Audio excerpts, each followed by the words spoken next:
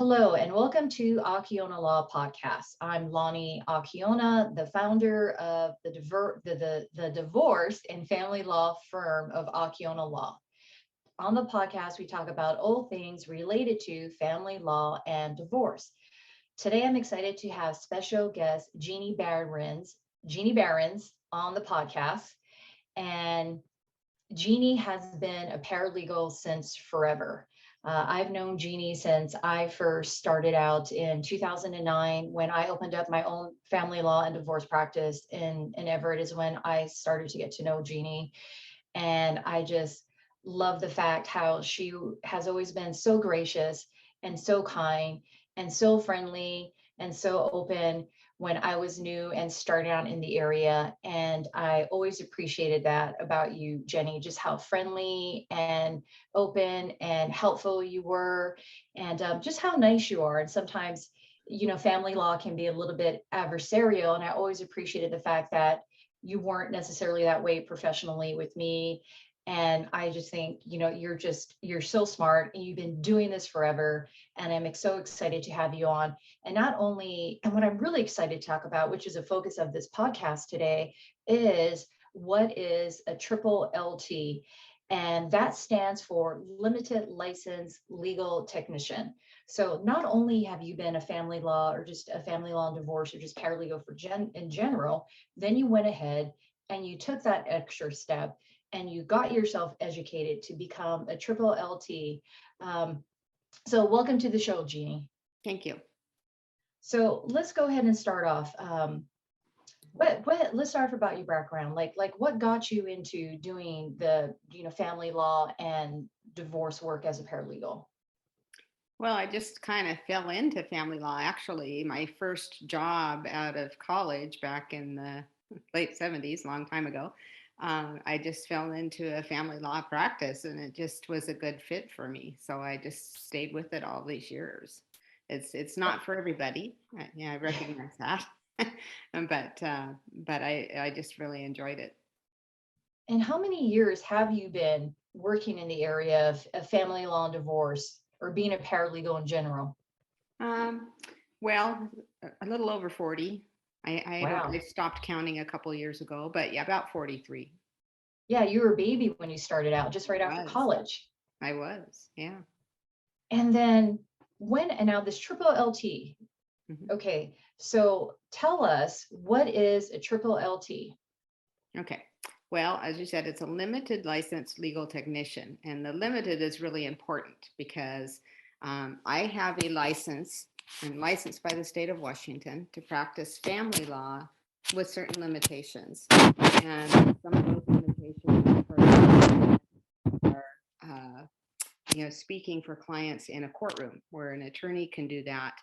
I cannot. I can appear with my clients and I can answer questions from the commissioner or the judge, but I can't speak for the client. So the client presents their case. So my role, an attorney's role, is to speak for their client, represent their client.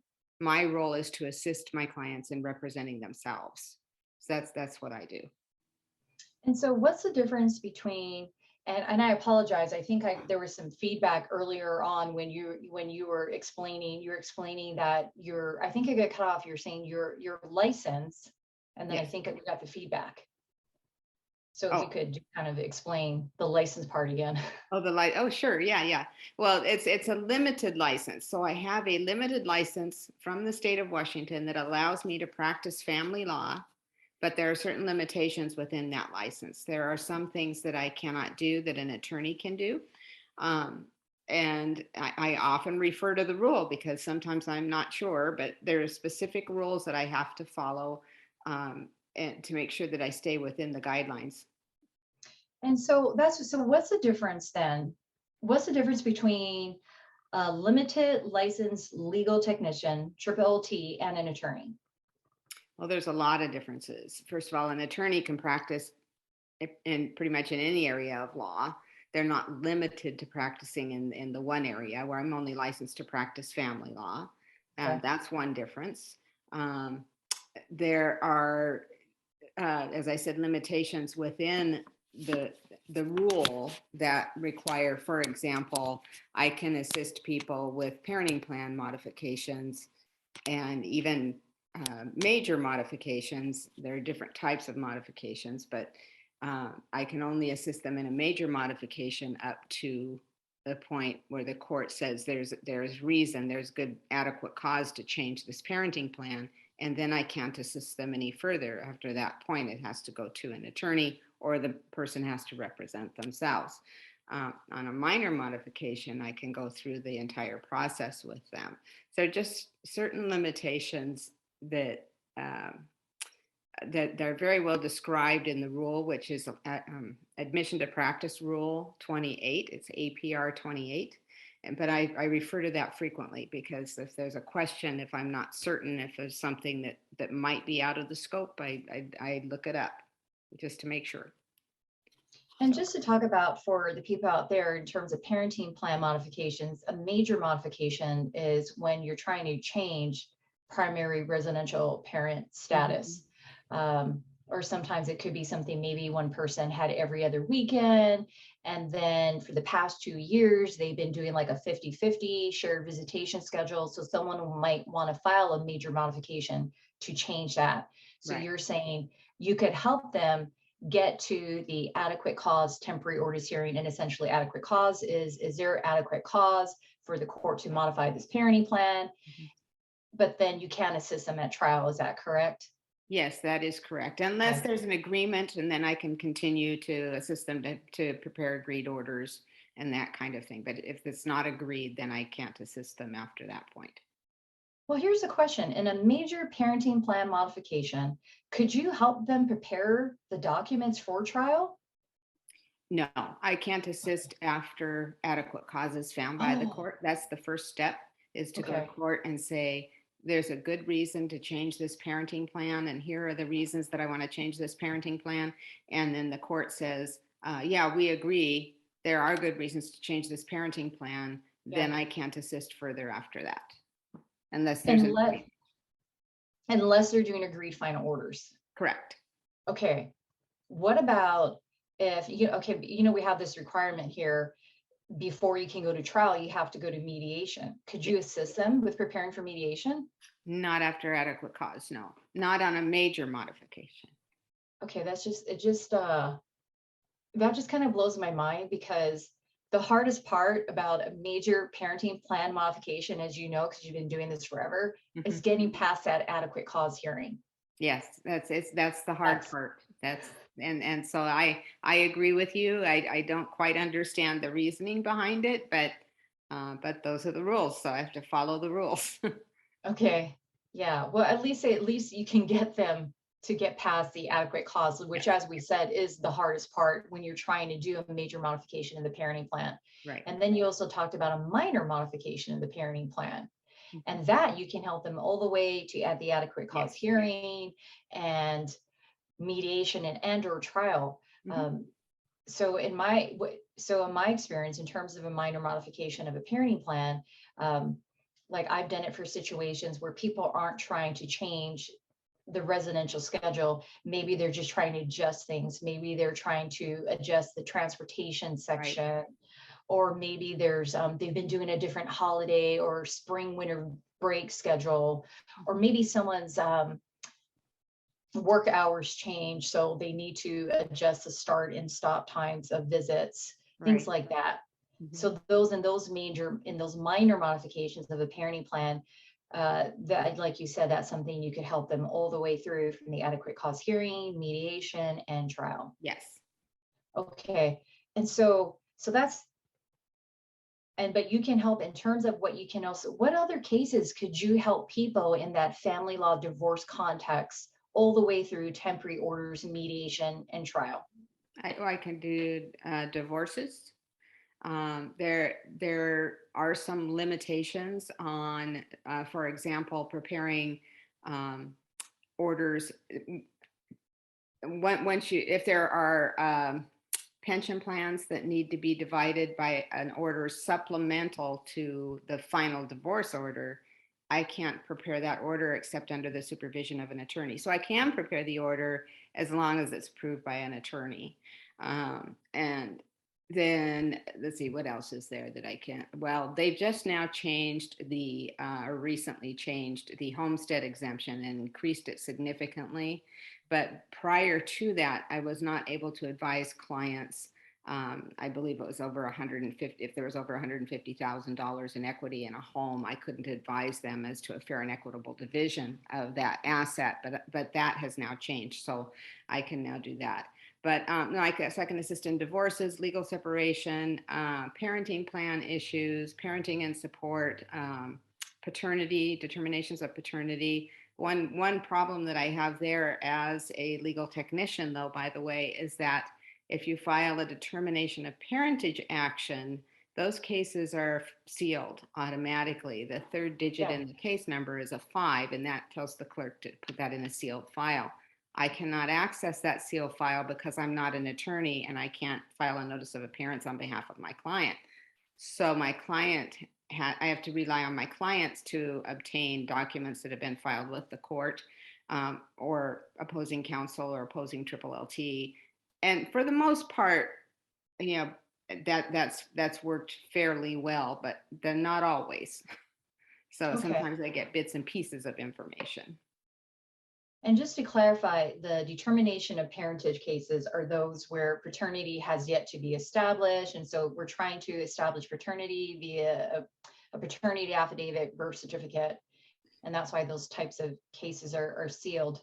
Right. And those are, if somebody is on, if the dad is already on the birth certificate, then you would file a parenting and support matter. And that, you know, there's no issue with that at all. But if the father is not on the birth certificate and you want to establish that he is the parent and so he should be on the birth certificate, that's where that determination of parentage comes in. Right. Determination of parentage, what you're talking about is a case type 5, which means it's sealed. And that's interesting. I didn't know that the sealed meant only the attorney and then the parties could access the file. And right. So you can't, that can make things a little bit difficult if you don't have access to the court Very documents. Yeah. Very difficult. And I haven't quite figured out how to address that other than to rely on my clients and opposing counsel that provide documents to me. Right, because one thing that I utilize a lot is I utilize the course electronic case management system, Odyssey, where I can just log in and download the documents related to our cases. Correct. Yes, and I do that all the time too, but I can't do that in sealed cases. So in those sealed parentage cases where you're trying to establish paternity. What about the child support modification cases? I can assist with child support modifications, yes. And actually I can assist child support modifications administratively as well as with the court, although I have not yet done that. I am not particularly comfortable doing that yet because I haven't had the experience with the Division of Child Support, but that's not to say that I can't. I could, but typically the ones that I would help with would be through the court. Okay, so then that's good to know too, that not only can you assist in child support modifications in court, but also if someone were modifying or establishing child support administratively, which is Division of Child Support, which we call DCS. So you can assist in that too, in the administrative hearings. Yeah, and there typically isn't any reason for an administrative hearing unless you're going to make a change or you want to contest a decision or something. Right. Yeah. So what about thank you. What about relocation cases? I can assist in preparation of a notice of intent to relocate, but if it's not agreed, then I can't assist after that. So in other words, when the primary parent moves, or if there's a 50-50 parenting plan where both of the parents are considered to be the primary residential parent, and then you file a notice of intent to relocate with the court and provide it to the other party with a proposed parenting plan saying, here's what I propose the parenting plan be now that I'm moving. And then if the other party agrees, no problem. But if the other party doesn't agree, then I can't assist. Okay, and just to define a term, primary residential parent here in Washington, we don't have terms like as custodial, non-custodial parent. the primary residential parent is who the children or child reside with the majority of the time. Yes. And so if that person is moving, whether if they're moving to a different county or a different state, or the child's school district is going to be changed, they have to file notice of intended relocation to give the Yes. other side notice of the move.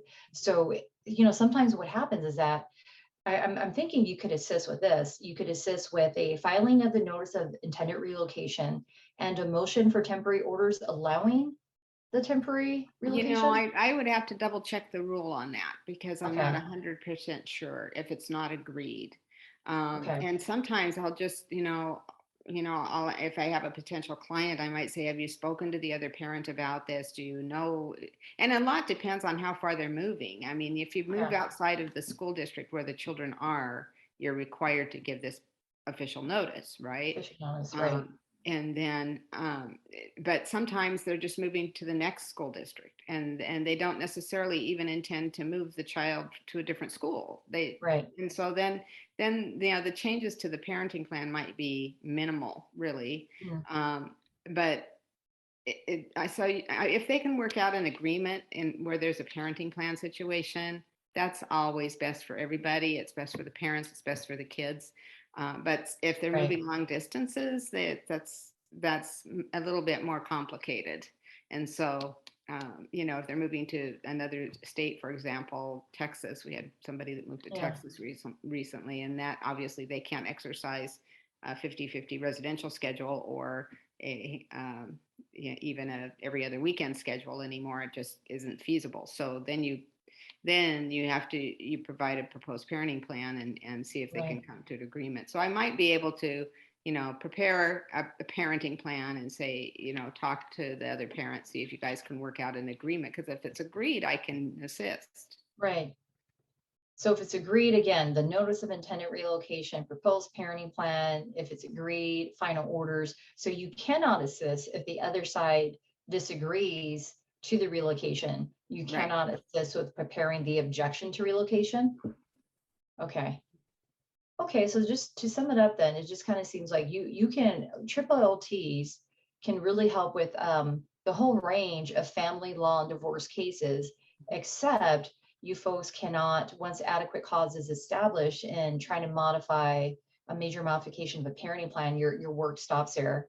You can't assist beyond that, no mediation, no trial. Mhm. And it looks like the other thing you can assist with is the once a notice of intended relocation and proposed parenting plan is filed by you, then your work stops there unless it's agreed. Right. Correct. Okay. So take me through this in terms of so if I was a client and I'm coming to you for a motion, I'm getting divorced, I'm coming with you for a motion for temporary orders. So you will help me, prepare the petition there's like a dozen of forms, dozen plus forms required, It's right? like When you they're ever start the growing. petition. Yes. Yeah, the petition for divorce, you can help me do all those forms and the motion for temporary orders, Yes. but you can't, I just want to make this clear, you can come with me to the hearing, but you can't argue. Is that Correct. correct? Yes. Yeah. And typically what I will do, this is now my experience with this is in Snohomish County. I Okay. haven't tried in any other counties in the state. And so there are different experiences that other triple LTs have had. They've been a little bit more open in King County, for example. But what I do is I just introduce myself as a triple LT and that I'm there with my pro se client. My client is pro se, meaning they represent themselves. And then the commissioner in Snohomish County has always said, okay, thank you. Your client will do the talking. If he or she wants to speak with you, you can step away from the microphone and have a conversation. And that's the end of that. So, and sometimes my clients prefer to just go into court on their own. And then in that case, I'll send them a list of what I consider to be bullet points, important points. And it seems to work pretty well. There are some who are just not comfortable at all being in court, which I can totally understand. Yeah, it's a But scary thing. it is a scary thing. And I think the commissioners are well aware that people are often nervous. And I do tell my clients that, and, that they can just say, Your Honor, I rely on my declaration. I if you have specific questions, I'm happy to answer them or something. But sometimes it's difficult for clients to present their case as an attorney would. Right. They're not attorneys. Well, even as an attorney, I mean, I've been appearing in court and arguing. I mean, I started off as a prosecutor in Honolulu, and you know, I always get nervous in front of the court. You know, Yeah. you take that, you appear, you announce yourself, you take that first breath, and yeah, it's just because it's the court, it's the judge, it's that person with the black robe. Right. Right. Yeah. So yeah, I mean, and so I can just only imagine when we do it all the time, and I still personally get nervous, and to just have that be your first experience, I just, Mhm. you know, Well, just and think plus that's you're fun. not there under the most pleasant circumstances. Right. These are not good times for folks. So, you know, they're in there, they're talking about custody of their children is, you know, is a big deal. And you know, they're concerned about what the commissioner is going to say and what decision the commissioner is gonna make. And it's totally understandable, you know, in my opinion. So I do send, you know, bullet point lists to them. You know, these are the important things to focus on at this hearing, and that it does seem to work well for most of my clients. Wow, that's great. Is that just, and maybe you don't know about this, but so you said before the hearing, then you prepare a bullet point list of what your client should address at the hearing.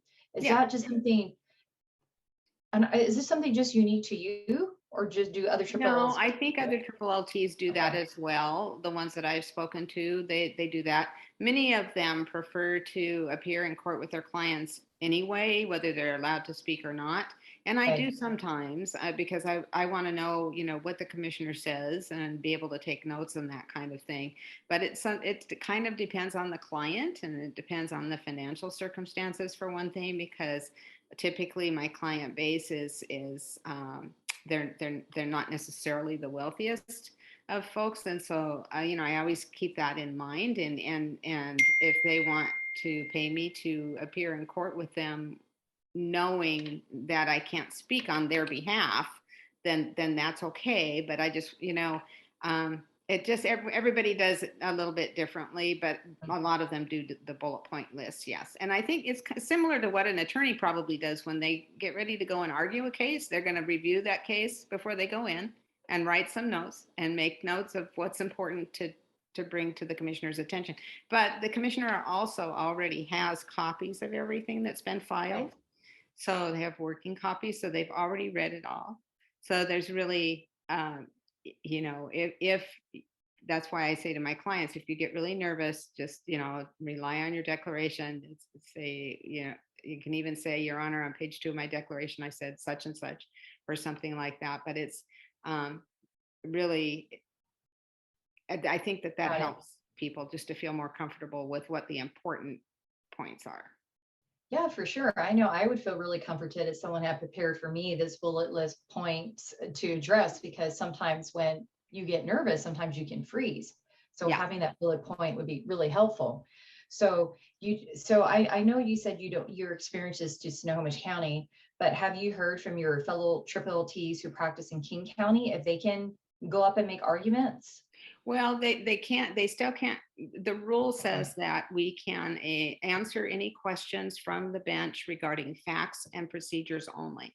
Now, the facts may very well be, you know, in the Oh, I client's see. declaration, Yeah. uh, but but there are limitations, and that those would be only questions Okay. posed from the bench. So the commissioner, for example, where they might say to you, Ms. Akiona, what is your motion about? And then you say what Right. your motion Start is about. arguing. And in my case, they wouldn't say that. They might say, can you tell me how you served these documents on the opposing party, Ah, or I see. something like that, and then I can answer that question.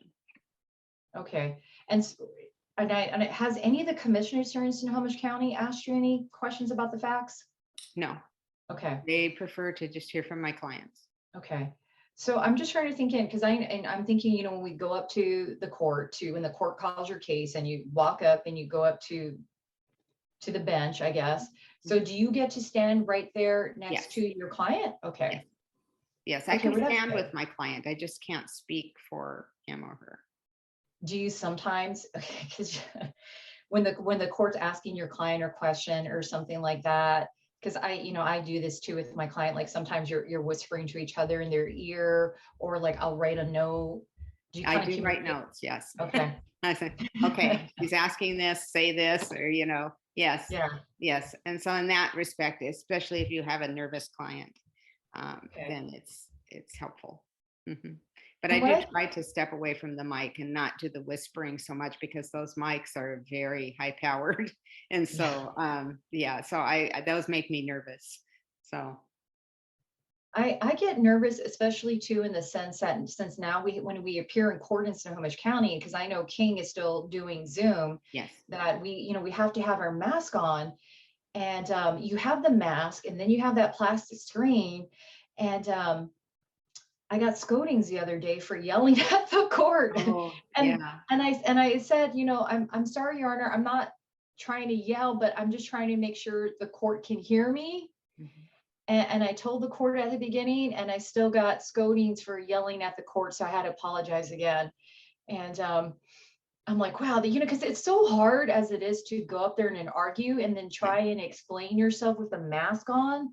Mhm. And It is hard. And I know I was there with my client one time, and the commissioner kept saying, I can't hear you, speak up. I can't hear you, speak really, up. And my client was a gentleman.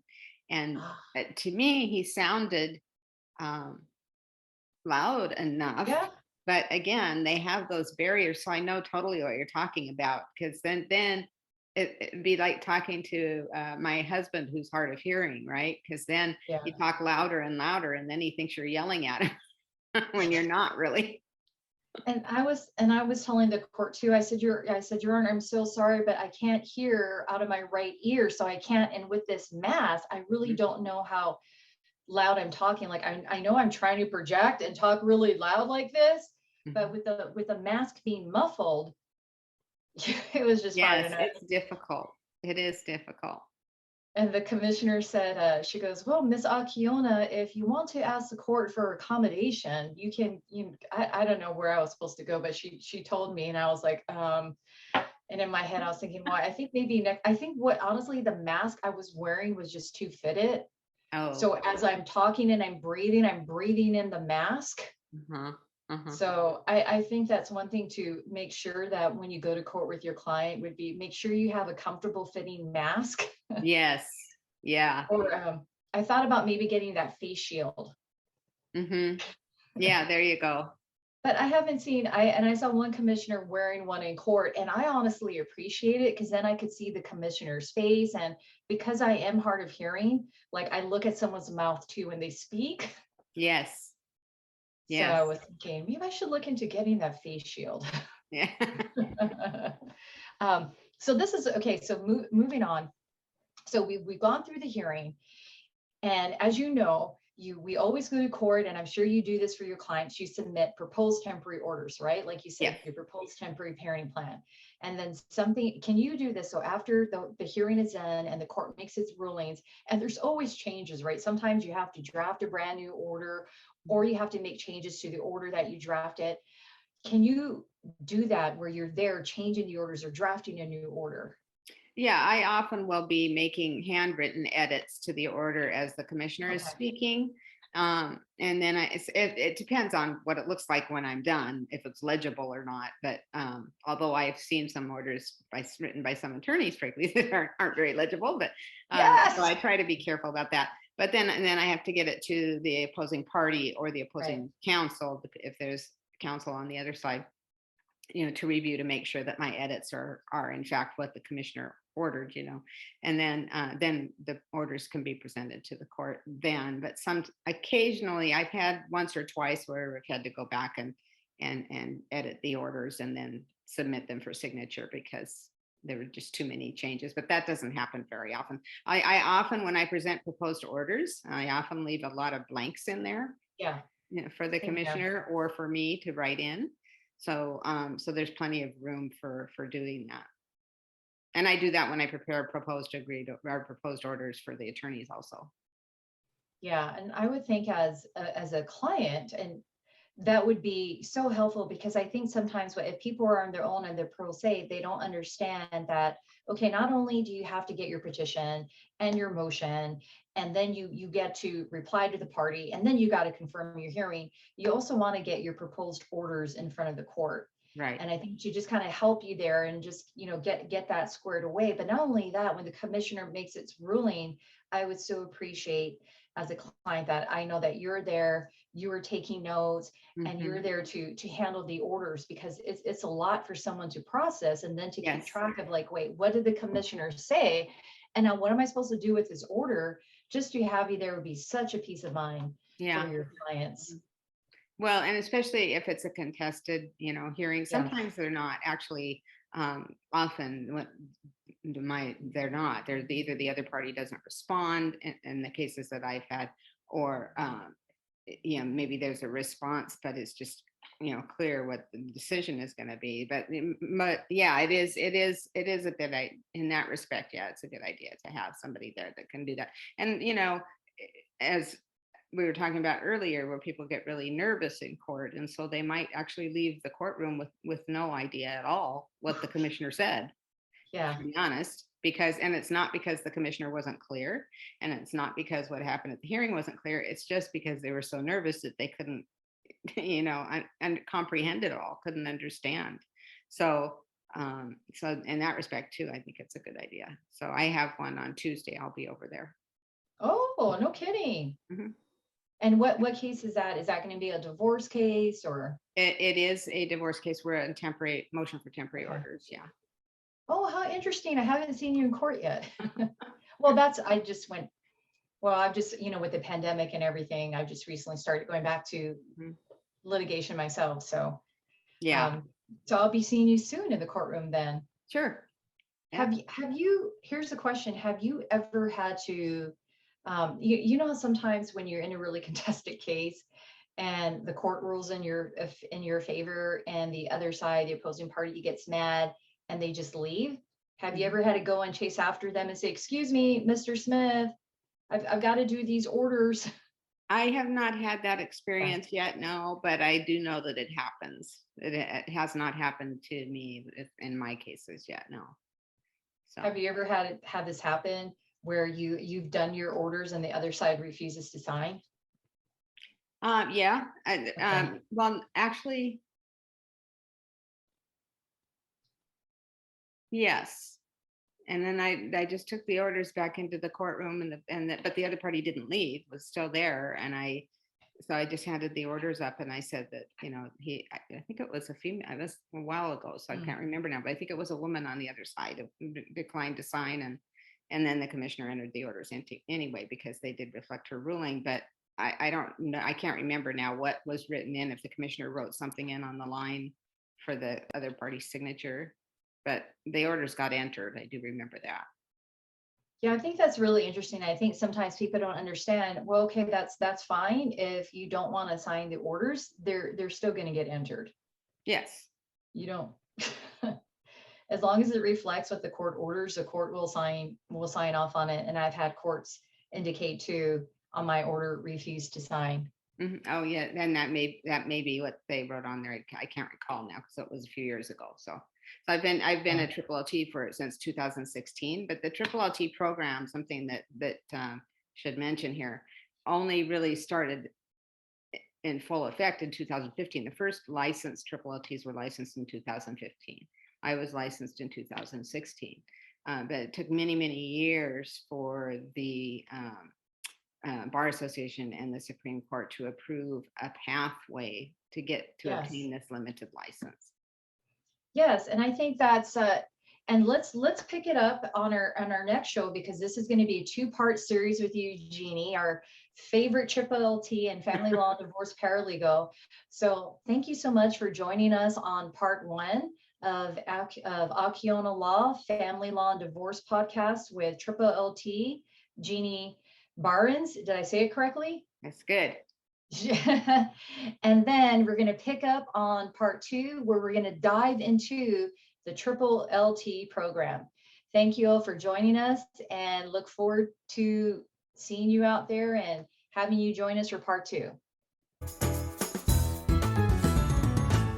The information in this podcast is general advice only and should not in any respect be relied on as specific legal advice.